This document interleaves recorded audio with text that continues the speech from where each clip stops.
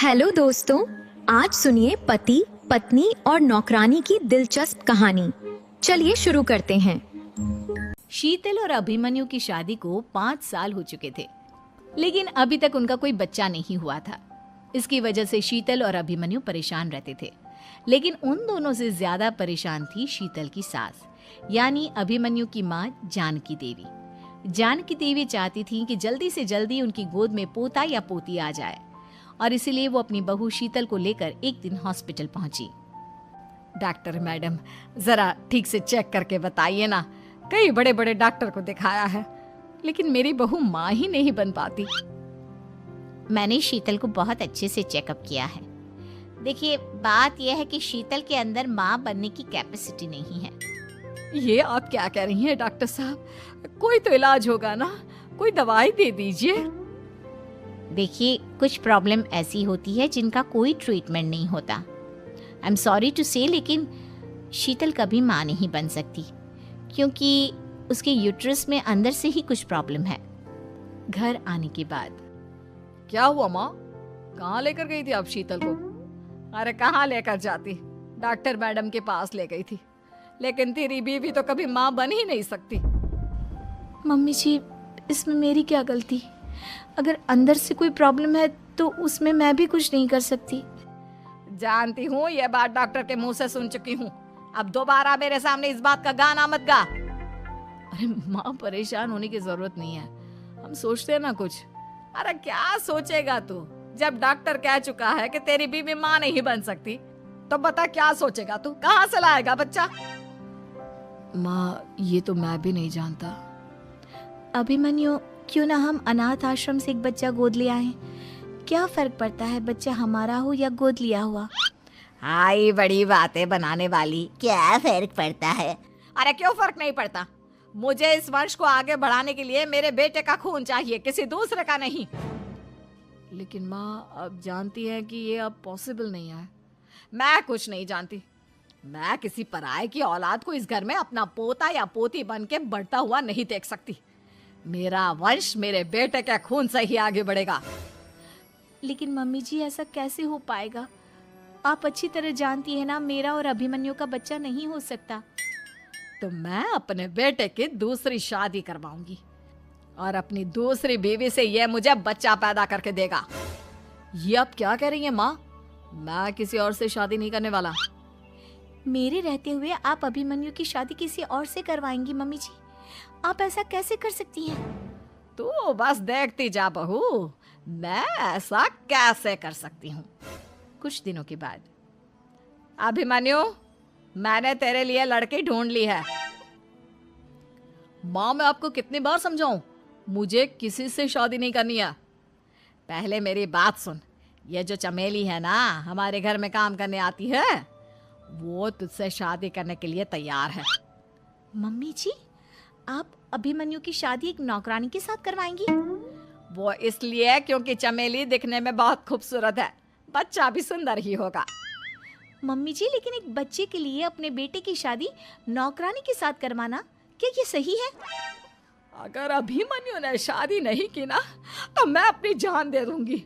अब देख लो, अगर तुम्हें अपनी माँ की जान प्यारी है तो तुम्हें इस नौकरानी के साथ शादी करनी ही होगी। इस तरह जानकी देवी अपने बेटे अभिमन्यु की शादी नौकरानी चमेली के साथ करवा देती है। कुछ दिनों के बाद, नौकरानी से मालकिन बन के तो मजा आ गया। अब तो मैं इस घर की मालकिन हूँ।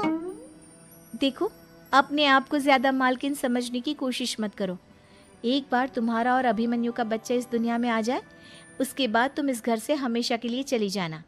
अरे जाओ जाओ, किसी और के आगे बातें बनाना। एक बच्चा तो पैदा नहीं कर सकी, बढ़िया आई। जाओ, जाकर मेरे लिए कॉफी बना कर लाओ। नौकरानी मैं हूँ या तुम? मम्मी जी, देखिए ना, शीतल मुझसे किस तरह से बात कर रही है। शीतल, तुम्हें पता है ना चमेली प्रेग्नेंट है, मेरे बेटे के बच्चे की माँ बनने वाली है। वो जैसा कहती है वैसा करो। लेकिन मम्मी जी, वो मुझे नौकरों की तरह ट्रीट कर रही है। अरे तो करेगी ना, वैसे भी बहू तुम हो किस काम की? एक बच्चा तो पैदा नहीं कर सकती। जाओ, अब घर के सारे काम करो और चमेली को आराम करने दो। थैंक यू मम्मी जी। भगवान आपका भला करे। आप नहीं होती तो मैं नौकरानी से महारानी कैसे बनती। देखो, तुम्हें जो चाहिए सब मिलेगा। खूब खाओ पियो, मजे की जिंदगी जियो, लेकिन बस मुझे एक बच्चा पैदा करके दे दो। कुछ दिनों के बाद, मम्मी, बच्चे के लिए आपने मेरी शादी चमेली के साथ करवा तो दी, लेकिन दिन और रात का चैन मिट गया है। सारा दिन शीतल और चमेली की बहस चलती रहती है। अब शीतल को इस घर में रखने से क्या होगा? मैं तो कहती हूँ उसे घर से निकाल दो, है भी किस काम की। मैं ऐसा नहीं कर सकता माँ, वो मेरी पत्नी है, उससे बहुत प्यार करता हूँ मैं।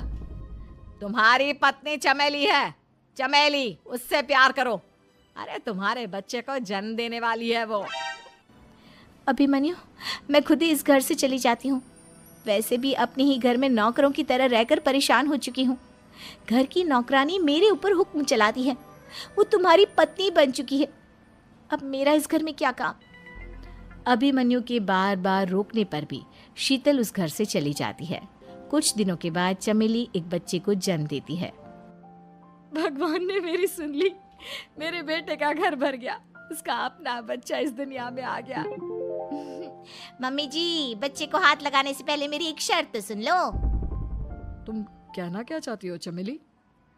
आपकी मम्मी को बहुत शौक था ना अपने पोते को खिलाने का। अब देखो, इस दुनिया में हर चीज की कोई ना कोई कीमत तो होती है। तुम अपनी आधी प्रॉपर्टी मेरे नाम कर दो, बच्चा तुम्हारे नाम। अरे लेकिन मैंने अपने बेटे से तुम्हारी शादी करवाई है, अब ये सौदेबाजी कहाँ से आ गई? जो औरत अपनी बहू को घर से निकाल कर एक नौकरानी के साथ अपने बेटे की शादी करवा दे, वो तो सौदेबाजी कर ही सकती है ना। उसका कैसे भरोसा कर सकते हैं?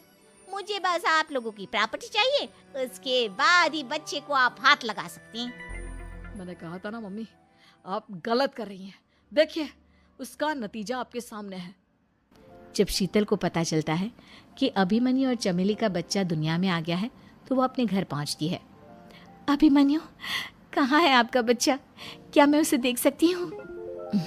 कुछ भी मत पूछो शीतल, माँ की हुई एक गलती हम लोगों पर भारी पड़ रही है। वो नौकरानी अपनी औकात पर आ गई है और अब हमसे अपनी आधी प्रॉपर्टी मांग रही है, वो भी बच्चे के बदले में। एक बात कहूँ अभिमन्यु, आप उससे कुछ भी देने से मना कर दो। अरे कैसी बात कर रही हो? मेरे बेटे की औलाद है उसके पास, ऐसे कैसे मना कर दे? मम्मी जी, वो अभिमन्यु का बच्चा नहीं है, वो चमेली और उसके बॉयफ्रेंड का बच्चा है। ये तुम क्या कह रही हो शीतल? ये देखिए वीडियो, चमेली और उसका बॉयफ्रेंड आपस में बातें कर रहे हैं कि उन दोनों ने मिलकर आपको बेवकूफ़ बनाया है और अब इस बच्चे के बदले आपसे प्रॉपर्टी भी हड़प लेंगे। हे भगवान, ये मुझसे क्या हो गया? ना तो बच्चा मिला और अपने बेटे की नौकरानी के साथ शादी करवा दी सो अलग। अब क्या होगा? मुझे माफ़ कर दो शीतल, मेरी वजह से तुम्हें बहुत तकलीफ हुई है। अभिमन्यु, मैंने कहा ना, उस नौकरानी को उसके बच्चे सहित इस घर से बाहर निकाल दो। लगता है मेरे अभिमन्यु का बाप बनने का सपना अधूरा ही रह जाएगा। अभिमन्यु, अपनी मम्मी से कहो कि परेशान ना हो। आपको याद है, एक बार हम एक IVF सेंटर गए थे, मैंने फिर से वहाँ जाकर बात की थी और आपको पता है, इस बार मैं प्रेग्नेंट हूँ, क्योंकि हमने वहाँ पर प्रोसीजर करवाया था जिसकी वजह से मैं प्रेग्नेंट हो गई थी और इस बात का पता मुझे बस कुछ महीने पहले ही लगा है। हमारा बच्चा इस दुनिया में आने वाला है अभिमन्यु। मुझे माफ कर दो शीतल बहू, मुझसे बहुत बड़ी गलती हो गई। कोई बात नहीं माँ, लेकिन अब हमें उस धोखेबाज नौकरानी को इस घर से बाहर निकालना है और इस घर की मालकिन को वापस घर लाना है, वो भी अपने बच्चे के साथ। उम्मीद है आपको ये कहानी पसंद आई होगी, तो प्लीज चैनल को लाइक, सब्सक्राइब और शेयर जरूर करें और नई कहानियों के लिए जुड़े रहिए। धन्यवाद।